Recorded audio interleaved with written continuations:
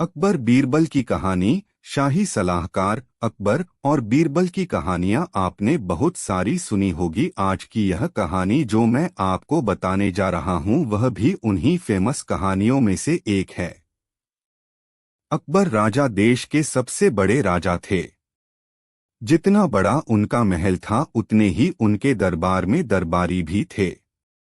इन दरबारियों में हर तरह के बुद्धिजीवी, कलाकार और अपने अपने क्षेत्र में एक्सपर्ट लोग थे, लेकिन इनमें से भी बीरबल जैसे कुछ ही लोग बादशाह के शाही सलाहकार थे। कई दरबारी बादशाह के शाही सलाहकार बनने का सपना देखते थे। वे अंदर ही अंदर बीरबल से ईर्ष्या भी करते थे। एक बार सभी दरबारियों ने मिलकर अकबर से बात की और उन्हें अपनी इच्छा बताई कि वह भी शाही सलाहकार बनना चाहते हैं। अकबर ने सारे दरबारियों की बात ध्यान से सुनी और उन्हें बताया कि मैं आप लोगों की में एक परीक्षा लूंगा, उसमें जो सफल होगा वही मेरा शाही सलाहकार बन पाएगा। सारे दरबारियों को बादशाह की बात मंजूर थी। बादशाह अकबर ने तुरंत दरबारियों की परीक्षा लेने की ठानी। अकबर अपने सिंहासन से उठा, अपने कमर पर लपेटा हुआ कपड़ा खोलकर जमीन पर लेट गया और दरबारियों को कहा, जो भी इस वस्त्र को मेरे सिर से लेकर पैर तक ढकने में कामयाब हो जाएगा वही मेरा शाही सलाहकार नियुक्त किया जाएगा। दरबारी एक एक करके इस परीक्षा को पास करने का प्रयास करने लगे। वह राजा के सिर पर कपड़ा ढकते तो पैर खुले रह जाते और पैरों से कपड़ा ढकते तो थोड़ा सा सिर बच जाता। एक एक करके सारे दरबारियों ने प्रयत्न कर लिया मगर कोई भी उसमें सफल होता नजर नहीं आ रहा था। तभी उसी समय दरबार में बीरबल आया। अकबर ने यही काम बीरबल को भी करने के लिए कहा। बीरबल ने अकबर की बात पूरी ध्यान से सुनी और थोड़ी देर सोचने के बाद वह कपड़ा अपने हाथ में लिया और राजा को बड़ी विनम्रता से कहा, महाराज क्या आप अपनी टांगे थोड़ी सिकुड़ सकते हैं। अकबर ने अपने पैर थोड़े मोड़ लिए और बीरबल बड़ी आसानी से अकबर को सिर से लेकर पांव तक ढकने में कामयाब हो गया। यह देखकर सारे दरबारियों का सिर शर्म से झुक गया और उन्होंने उस दिन के बाद कभी भी शाही सलाहकार बनने की बात अकबर से नहीं की। अकबर और बीरबल की शानदार कहानी आपको कैसी लगी कमेंट सेक्शन में जरूर बताइएगा। हम आपके लिए नई नई हिंदी कहानियां हर दिन लाते रहेंगे। आप हमारी कहानी संग्रह की और कहानियां भी यहां से पढ़ सकते हैं। बेचारा बीरबल कहानी सुनाते जाते और अकबर हूँ करते जाते। पुरानी कहानी सुनने की वजह से अकबर को नींद आ गई और वह हूँ करना बंद कर दिया। बीरबल के मन में एक विचार आया और वह एक नई कहानी सुनाना शुरू कर दिया, जो इस प्रकार थी। एक किसान ने अपने अनाज को सुरक्षित रखने के लिए कोठरी तैयार कराई, लेकिन उसमें एक छोटा सा छेद रह गया। उससे चिड़िया का आना जाना आसान हो गया। एक चिड़िया आई, दाना चुनी और फुर्र करती उड़ गई। फिर क्या हुआ बीरबल अकबर ने आधी नींद में पूछा। तब बीरबल ने कहानी को आगे बढ़ाते हुए कहा कि दूसरी चिड़िया आई, वह भी दाना चुगकर फुर्र हो गई। अकबर ने फिर पूछा, इसके बाद क्या हुआ। बीरबल ने कहा कि तीसरी चिड़िया आई, दाना चुगकर वह भी फुर्र हो गई। यहां तक कि चिड़ियों की संख्या 50 हो गई। अकबर बादशाह ने तंग आकार कहा, यह तुमने क्या फुर्र फुर्र लगा रखी है, कहानी को आगे बढ़ाओ। बीरबल ने मुस्कुराया और कहा, अभी तो कुछ भी नहीं जहां पनाह, अभी तो हजारों चिड़ियां इसी तरह अपनी अपनी बरी से आएंगी और अपना भाग्य का दाना चुगकर फुर्र हो जाएगी। बीरबल की यह बात सुनकर अकबर हंसने लगते हैं। वह समझ जाते हैं कि बीरबल को कहानी सुनाने का मन नहीं है। खूब उपाय सोचा तुमने बीरबल, जाओ सो जाओ। इतना सुनते ही बीरबल सोचा, जान बची तो लाखों पाए। बीरबल अपने घर निकल गया। अकबर बीरबल की कहानी का अगला कहानी जो इस प्रकार है। उस आदमी ने 500 रुपए उस औरत को सभी के सामने दे दिए। औरत खुश होकर रुपए लेकर अपने घर की तरफ चली। जब वह औरत चली गई तब बीरबल ने उस आदमी से कहा, जाओ उस औरत से रुपए छीन लाओ, रुपए लेकर ही लौटना। आदमी हुक्म पाते ही उस औरत के पीछे रुपए छीनने चला गया। बीरबल ने अपने 2 गुप्तचरों को उस घटना को देखकर सही सी खबर लेने के लिए भेज दिया था। उस आदमी ने औरत से पैसे छीनने की पूरी कोशिश की, लेकिन वह कामयाब नहीं हो सका। गुप्तचर पहले ही आकर सारी घटना को बीरबल को सुना दिया। थोड़ी देर बाद ही वह और उस आदमी को लेकर दरबार में आई और बोली, हुजूर, जो रुपए अपने मुझे दिलवाए हैं, उसे यह आदमी मुझसे रास्ते में छीन रहा था। मैंने इसकी एक ना चलने दी और आपके पास ले आई। बीरबल ने यह सुनकर उस औरत से कहा, तुमसे इसने रुपए छीन लिए या नहीं? औरत बोली, इसने कोशिश तो बहुत की, लेकिन मैंने नहीं दिए। झूठ मत बोलो, इसने छीनने की पूरी कोशिश नहीं की होगी। नहीं हुजूर, इसने छीनने की पूरी कोशिश की, लेकिन मैंने नहीं छीनने दिए। तब बीरबल ने उस औरत को डांटकर कहा, जो आदमी तुमसे पैसे नहीं छीन सकता वह जेवर कैसे छीन सकता है? सारे रुपए देकर औरत वहां से चली गई। सबसे उज्ज्वल कौन? एक दिन बादशाह अकबर अपने दरबार में बैठे हुए थे। तभी उन्होंने दरबारियों से एक प्रश्न किया, बताओ सबसे उज्ज्वल क्या होता है? दरबारियों में से किसी ने कपास कहा, किसी ने दूसरी चीजों का नाम बताए। सबके बताने पर दूध और कपास को सबसे उज्ज्वल मन गया। बीरबल अभी तक शांत बैठे थे। उन्हें शांत बैठा देखकर बादशाह ने बीरबल से कहा, तुम्हारी क्या राय है? बीरबल ने उत्तर दिया, बादशाह सलामत, मेरी समझ से तो सबसे उज्ज्वल सूरज की रोशनी है। बादशाह अकबर ने कहा, तुम्हें इस बात को सच साबित करना होगा। बीरबल ने यह बात मान ली। सबसे उज्ज्वल कौन का जवाब देने के लिए बीरबल ने ऐसा काम किया कि बादशाह का होश उड़ गए। एक दिन दोपहर के वक्त जब बादशाह आराम कर रहे थे, तो बीरबल ने एक कटोरा दूध और 4 खिले हुए कपास के फूल ले जाकर उनके कमरे के दरवाजे पर रख दिया। कमरा चारों तरफ से बंद था, उसमें रोशनी बिल्कुल नहीं आ रही थी। यह काम बीरबल ने चुपचाप किया था। जब बादशाह अकबर आराम करके उठे तो वह सीधे दरवाजे की तरफ गए और उनकी ठोकर लगकर सारा दूध गिर गया। दरवाजा खोलने पर जब रोशनी हुई तो बादशाह को दूध और कपास के ठीक दरवाजे के पास पड़े देखकर बड़ा आश्चर्य हुआ। जब कमरे से बाहर निकले तो बीरबल को वहां देखकर समझ गए कि यह सब बीरबल की हुई है। बादशाह ने दूध और कपास को दरवाजे के पास रखने की वजह पूछी। बीरबल ने शांत स्वर में उत्तर दिया कि आपने उस दिन उज्ज्वल को साबित करने के लिए कहा था। आज मैंने साबित कर दी है।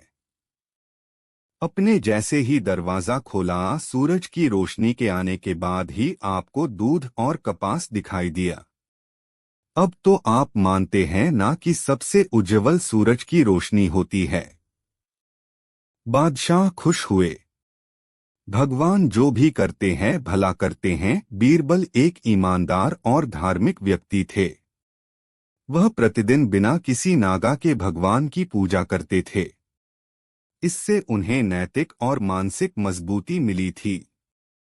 वह अक्सर कहा करते थे कि ईश्वर जो कुछ भी करता है वह मनुष्य की भलाई के लिए करता है। कभी कभी हमें लगता है कि भगवान की हम पर कृपा नहीं है, लेकिन ऐसा होता नहीं है। कई बार लोग उनके वरदान को श्राप भी समझ लेते हैं। वह हमें थोड़ा दर्द देता है ताकि हम बड़े दर्द से बच सकें। एक दरबारी को बीरबल की ऐसी बातें अच्छी नहीं लगीं। एक दिन दरबार में बीरबल को संबोधित करते हुए उसी दरबारी ने कहा, देखो भगवान ने मेरे साथ क्या किया है। कल दोपहर को जब मैं जानवरों के लिए चारा काट रहा था, उसी समय अचानक मेरी एक उंगली कट गई। क्या आप इस बात से सहमत है कि भगवान ने मेरे लिए यह अच्छा किया है? कुछ देर चुप रहने के बाद बीरबल ने कहा, मैं अब भी इस पर विश्वास करता हूँ, क्योंकि भगवान जो कुछ भी करता है वह मनुष्य की भलाई के लिए करता है। अकबर और बीरबल की कहानियां जो आपको गुदगुदाएंगी और बीरबल के चतुर दिमाग का साबुत देंगी। इन कहानियों के माध्यम से कैसे बीरबल सभी अकबर के सवालों का जवाब चतुराई से देते हैं। किसका नौकर कौन? अकबर और बीरबल जब भी दरबार में अकेले होते थे तो किसी न किसी बात पर बहस हो ही जाती थी। एक दिन बादशाह अकबर बैंगन की सब्जी की खूब तारीफ कर रहे थे। बीरबल भी बादशाह को हाँ कह रहे थे। इतना ही नहीं, वह अपनी तरफ से बैंगन की तारीफ में दो चार वाक्य भी कहते थे। अचानक बादशाह अकबर के दिल में यह बात आ गई कि बीरबल अपनी बात को कहाँ तक पूरा करते हैं। यह सोचकर बादशाह बीरबल के सामने बैंगन की बुराई करने लगे। फिर बीरबल भी बादशाह की हाँ में हाँ जोड़ने लगे कि बैंगन खाने से शारीरिक बीमारियां आदि होती हैं। बीरबल की बात सुनकर बादशाह अकबर हैरान रह गए और बोले, बीरबल, हम इस बात पर यकीन नहीं कर सकते। कभी आप बैंगन की तारीफ करते हैं तो कभी बुराई करते हैं। जब हमने इसकी प्रशंसा की तो आपने भी इसकी प्रशंसा की, और जब हमने इसकी आलोचना की तो आपने भी इसकी आलोचना की। ऐसा क्यों? बीरबल ने नरम स्वर में कहा, बादशाह सलामत, मैं आपका नौकर हूँ, बैंगन का नौकर नहीं। भगवान जो भी करते हैं भला करते हैं। बीरबल एक ईमानदार और धार्मिक व्यक्ति थे। वह प्रतिदिन बिना किसी नागा के भगवान की पूजा करते थे। इससे उन्हें नैतिक और मानसिक मजबूती मिली थी। वह अक्सर कहा करते थे कि ईश्वर जो कुछ भी करता है वह मनुष्य की भलाई के लिए करता है। कभी कभी हमें लगता है कि भगवान की हम पर कृपा नहीं है, लेकिन ऐसा होता नहीं है। कई बार लोग उनके वरदान को श्राप भी समझ लेते हैं। वह हमें थोड़ा दर्द देता है ताकि हम बड़े दर्द से बच सकें। एक दरबारी को बीरबल की ऐसी बातें अच्छी नहीं लगीं। एक दिन दरबार में बीरबल को संबोधित करते हुए उसी दरबारी ने कहा, देखो भगवान ने मेरे साथ क्या किया है। कल दोपहर को जब मैं जानवरों के लिए चारा काट रहा था, उसी समय अचानक मेरी एक उंगली कट गई। क्या आप इस बात से सहमत है कि भगवान ने मेरे लिए यह अच्छा किया है? कुछ देर चुप रहने के बाद बीरबल ने कहा, मैं अब भी इस पर विश्वास करता हूँ, क्योंकि भगवान जो कुछ भी करता है वह मनुष्य की भलाई के लिए करता है। यह सुनकर दरबारी नाराज हो गए कि मेरी उंगली कट गई, और बीरबल को इसमें भी अच्छाई नजर आई। मेरा दर्द जैसे कुछ नहीं। अन्य दरबारियों ने भी आवाज गूंजी। फिर बीच में बीच बचाव करते हुए बादशाह अकबर ने कहा, बीरबल, हमें भी अल्लाह पर भरोसा है, लेकिन यहाँ हम आपसे सहमत नहीं हैं। इस दरबार के मामले में उसकी तारीफ करने लायक कुछ भी नहीं है। बीरबल मुस्कुराए और कहा, अच्छा, ये तो समय ही बताएगा। 2 महीने बीत चुके थे। दरबारी जिसकी एक उंगली कट गई थी, वह घने जंगल में शिकार के लिए गया था। एक दिन जानवर का पीछा करते हुए वह आदिवासियों के इलाके में चला गया। वे आदिवासी अपने देवता को प्रसन्न करने के लिए मानव बलि में विश्वास करते थे। तब दरबारी पकड़ा गया और बलि चढ़ाने के लिए मंदिर ले जाया गया, लेकिन जब पुजारी ने उसके शरीर का निरीक्षण किया तो उसे एक उंगली गायब मिली। नहीं, इस आदमी की बलि नहीं दी जा सकती। मंदिर के पुजारी ने कहा कि अगर 9 अंगुल वाले इस आदमी की बलि दी जाती है तो हमारे देवता अप्रसन्न होकर क्रोधित होंगे। उन्हें अधूरा बलिदान पसंद नहीं है। हमें महामारी और बाढ़ या सूखे के प्रकोप का सामना करना पड़ सकता है। इसलिए इसे छोड़ देना ही बेहतर होगा। और वह दरबारी मुक्त हो गया। अगले दिन वह दरबारी दरबार में बीरबल के पास आकर रोने लगा। उसी समय बादशाह भी दरबार में आए और उस दरबारी को बीरबल के पास रोता देख हैरान हो गए। तुम्हें क्या हुआ, रो क्यों रहे हो? अकबर ने सवाल किया। जवाब में दरबारी ने विस्तार से अपनी आपबीती सुनाई। उन्होंने कहा कि अब मुझे विश्वास हो गया है कि भगवान जो कुछ भी करते हैं वह केवल मनुष्य की भलाई के लिए करता है। अगर मेरी उंगली नहीं काटी जाती तो आदिवासी मेरी बलि जरूर देते। इसलिए रो रहा हूं, लेकिन ये आंसू खुशी के हैं। मैं खुश हूं कि मैं जिंदा हूं। ईश्वर में आस्था को संदेह की दृष्टि से देखना मेरी गलती थी। अकबर धीरे से मुस्कुराए और दरबारियों की ओर देखा, जो सिर झुकाए चुपचाप खड़े थे। अकबर गर्व महसूस कर रहे थे कि बीरबल जैसा बुद्धिमान व्यक्ति उनके दरबारियों में से एक था। निर्दोष सजा। एक दिन बादशाह अकबर ने दरबार में आते ही दरबारियों से पूछा, आज किसी को मेरी मूछें खींचने की जुर्रत की है, उसे क्या सजा दी जानी चाहिए? दरबारियों में से एक ने कहा कि उसे सूली पर लटका दिया जाना चाहिए। किसी ने कहा कि उसे फांसी पर लटका देना चाहिए। किसी ने कहा कि उसकी गर्दन को धड़ से तुरंत उड़ा देना चाहिए। बादशाह को गुस्सा आया। अंत में उसने बीरबल से पूछा, बीरबल, तुमने कोई राय नहीं दी? जहां पनाह खाता माफ किया जाए। इस अपराधी को सजा की जगह तोहफा दिया जाना चाहिए। बीरबल ने उत्तर दिया। सम्राट ने धीरे से मुस्कुराते हुए कहा, क्या मतलब है तुम्हारा जहां पनाह? जो आपकी मूछें छूने की हिम्मत कर सकता है वह कोई और नहीं बल्कि आपका राजकुमार है, जो आपकी गोद में खेलता है। उसने आपकी गोद में खेलते हुए आज आपकी मूछें खींच दी होंगी। उस मासूम को उसकी जुर्रत के एवज में मिठाई खाने के लिए मासूमियत से सजा मिलनी चाहिए। बीरबल ने खुलासा किया। बादशाह हंसा और दरबारी इधर-उधर झांकने लगे। गलत आदत। एक बार अकबर गहन सोच में थे, ऐसा लग रहा था परेशान हैं। तब एक दरबारी ने उनसे उनकी परेशानी का कारण पूछा। तब अकबर ने बताया, उनके बेटे सलीम को अंगूठा चूसने की एक गंभीर गलत आदत पड़ गई है। जैसे जैसे वे बड़े होते जा रहे हैं, इस आदत की वजह से हम सभी परेशान हैं, लेकिन शहजादे जिद्दी हैं और किसी की नहीं सुनते।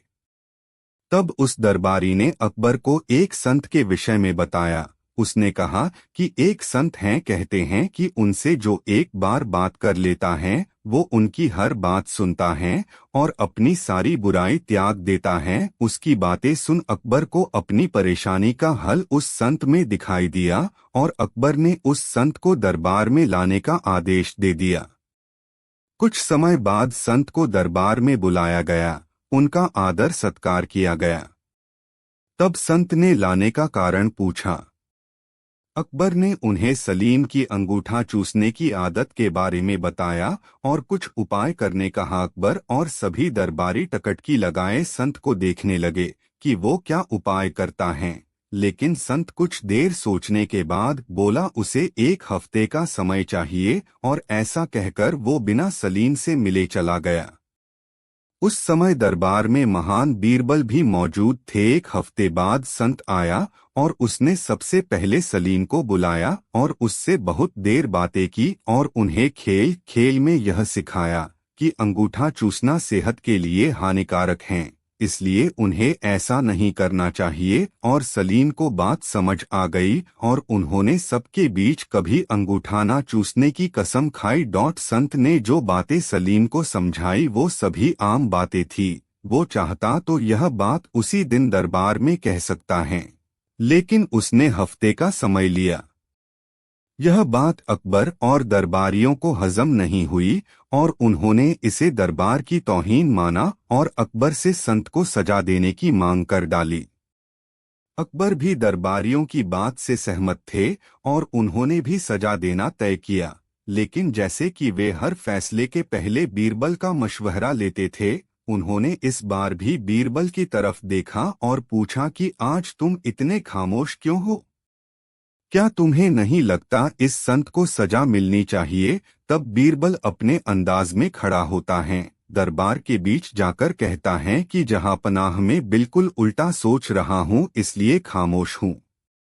सभा में हल्ला मचने लगता है, सभी को आश्चर्य है कि उल्टा मतलब क्या।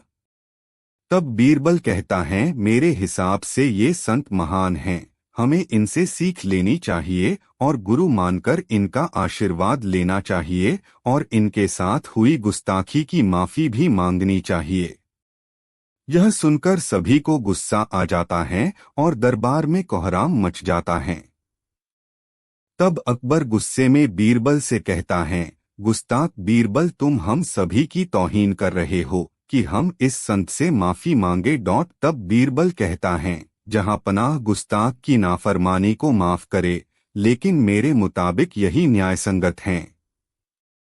अकबर कहता है, बीरबल अपनी बात को साबित करो। तब बीरबल बताता है, जिस दिन संत पहली बार दरबार आए थे और आप उनसे शहजादे की बात कर रहे थे, तब इनके हाथों में चूने की एक डिबिया थी, जिससे निरंतर चूना निकाल कर वे खा रहे थे, लेकिन आज उनके हाथ में कोई डिबिया नहीं है, क्योंकि जब आप उनसे शहजादे की गलत आदत की बता कर रहे थे, तब ही उन्हें अपनी गलत आदत का एहसास हुआ और उन्होंने 1 हफ्ते का समय खुद को सुधारने के लिए मांगा और अपने आप को सुधारकर उन्होंने आज सलीम को ज्ञान दिया।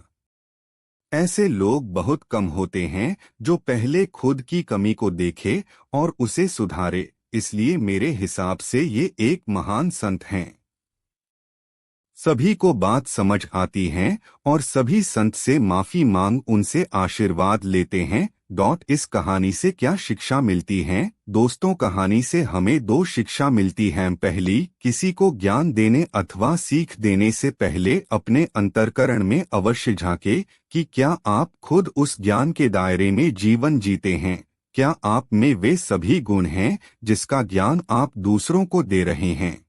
अगर नहीं है तो पहले खुद को सुधारे, फिर दूसरों को ज्ञान दे, और अगर आप खुद सुधर नहीं सकते तो दूसरों को ज्ञान देने का आपका कोई हक नहीं बनता। दूसरी शिक्षा यह मिलती है कि दरबार में बिना विचार किए सभी संत को दोषी कहने लगते हैं। हमेशा जो दिखाई देता है सत्य नहीं होता, हर करनी के पीछे कोई न कोई कारण होता है, इसलिए एकदम से नकारात्मक भाव नहीं लाना चाहिए। हमेशा परिस्थिति का अवलोकन करना चाहिए, क्योंकि जो दिखाई देता है वास्तव में सत्य वो हो ये जरूरी नहीं है। अपनी राय कायम करने से पहले सच जानना जरूरी है।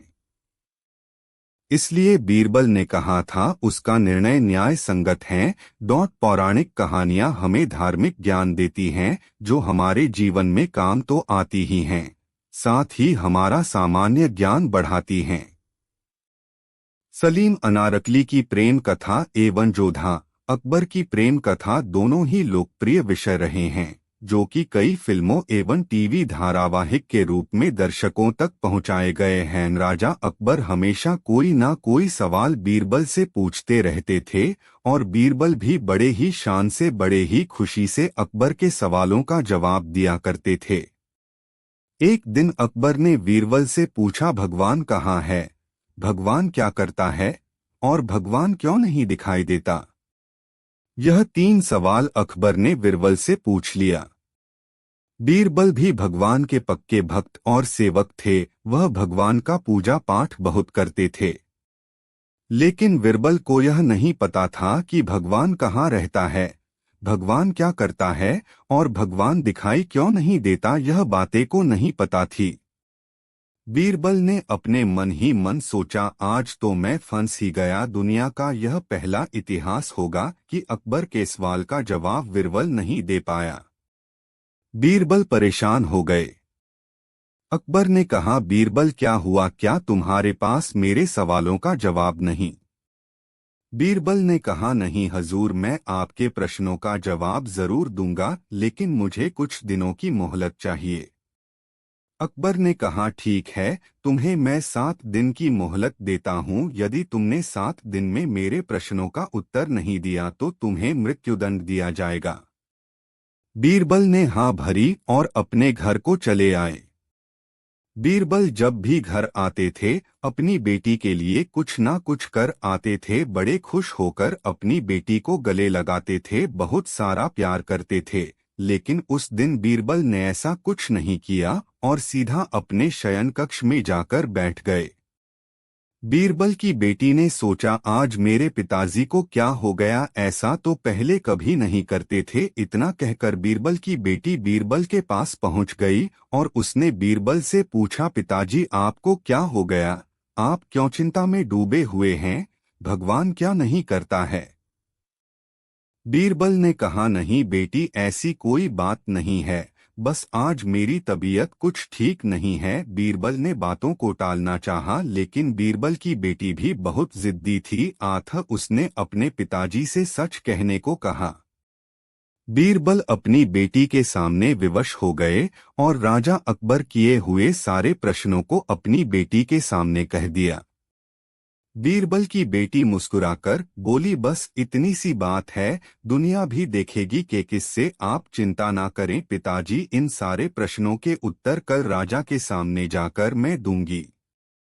उसको दे दिया। बीरबल की लड़की ने दूध से भरा कटोरे को हाथ में लिया और उंगली से उस दूध को घुमाने लगी। उस लड़की ने दूध को नहीं पिया, बहुत देर तक घुमाती रही। अकबर को बड़ा आश्चर्य लगा कि दूध क्यों नहीं पी रही। अकबर ने उस लड़की से कहा, बेटी दूध पी लो दूध। बीरबल की लड़की ने कहा, मैं दूध नहीं पीऊंगी बल्कि मैगी खाऊंगी, इसीलिए मैं इस दूध से भरे कटोरे को उंगली से घुमा रही हूँ ताकि इस दूध से भरे कटोरे से घी निकल आए।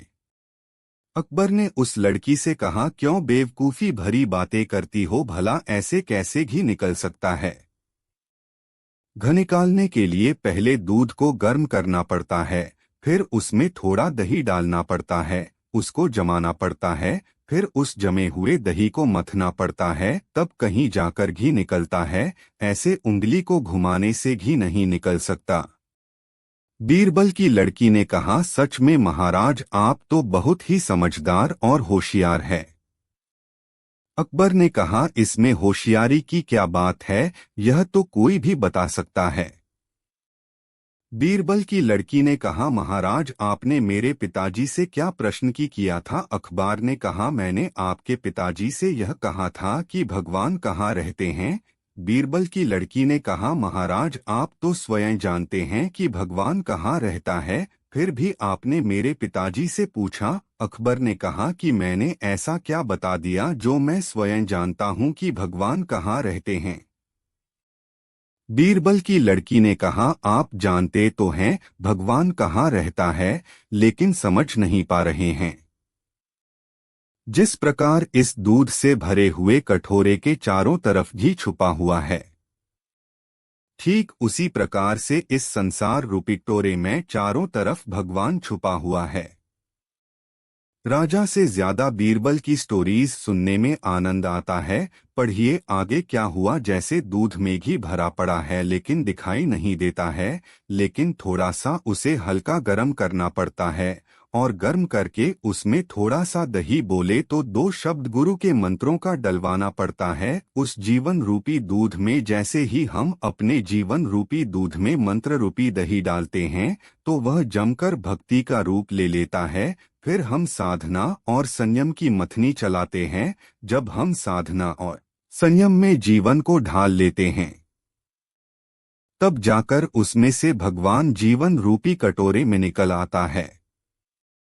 इतना सब करने के बाद तब हमें भगवान दिखता है। जिस प्रकार दूध से घी निकलने की पद्धति है, उसी प्रकार जीवन रूपी कटोरे से भगवान को देखने के लिए हमें अपने जीवन को उसी प्रकार से मथना होगा, तब जाकर भगवान दिखता है। बीरबल की लड़की की बात सुनकर अकबर हैरान हो गए और हंसते हुए बीरबल की लड़की से कहा, बेटी मुझे तुम्हारी बात समझ में आ गई, अब मुझे मेरे दूसरे प्रश्न का उत्तर भी दे दो। बीरबल की लड़की ने कहा, कौन सा दूसरा प्रश्न? अकबर ने कहा, भगवान क्या करता है? लड़की ने कहा, महाराज आप फिर से गलती कर रहे। अकबर ने बोला, इस सभा में तुम मुझे ज्ञान दे रही हो और मैं तुमसे ज्ञान ले रहा हूँ। फिर उस लड़की ने कहा, हमारे हिंदू धर्म में जो ज्ञान देता है वह गुरु होता है और जो ज्ञान लेता है वह शिष्य होता है। शिष्य हमेशा गुरु के नीचे बैठता है, गुरु का आसन हमेशा शिष्य के आसन से ऊपर होता है। बीरबल की लड़की की बात सुनकर अकबर राजा के होश उड़ गए और अकबर ने उस लड़की से कहा, बेटी तुम बिल्कुल सही कह रही हो, इस सभा में तुम मुझे ज्ञान दे रही हो, आखिर तुम मेरी गुरु हुई, इसलिए मैं तुमको अपने सिंहासन पर बैठा देता हूँ और मैं स्वयं तुम्हारी जगह में बैठ जाता हूँ। उस छोटी सी लड़की को अकबर ने अपने राज सिंहासन पर बैठा दिया और स्वयं जमीन पर बैठ गए और फिर कहा, अब बताओ बेटी मेरे सवालों का जवाब। बीरबल की लड़की फिर मुस्कुराकर बोली, महाराज उत्तर तो आपने फिर स्वयं दे दिया। अकबर ने कहा, कैसे? बीरबल की पुत्री ने बोला, महाराज आपका दूसरा प्रश्न था भगवान क्या करता है? जो अभी अभी चमत्कार हुआ है भगवान वही करता है। राही को पहाड़ बना देता है और पहाड़ को राही बना देता है। मैं 6 साल की कन्या आपके सिंहासन पर अपने आप आ गई और आप इतने बड़े महाराज मेरी जगह स्वयं आ गए, भगवान यही करते हैं। उस छोटी सी बच्ची की बातों को सुनकर अकबर जी बहुत खुश हुए और उस लड़की से फिर से कहा, मेरे तीसरे प्रश्न का उत्तर क्या है वह भी बता दो। बीरबल की लड़की ने कहा, आपने तीसरा प्रश्न किया था कि भगवान क्या नहीं करता है।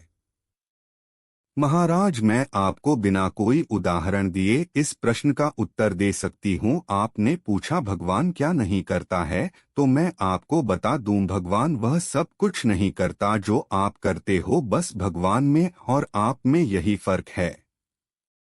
अकबर ने कहा, क्या भगवान क्या नहीं करता जो मैं करता हूँ? बच्ची ने कहा, भगवान रोटी नहीं खाते, भगवान बच्चे पैदा नहीं करते, भगवान किसी नौकरी पर नहीं जाते हैं और अंतिम बात, भगवान आपकी तरह किसी दूसरे को परेशान भी नहीं करते, बस यही फर्क है भगवान में और आप में।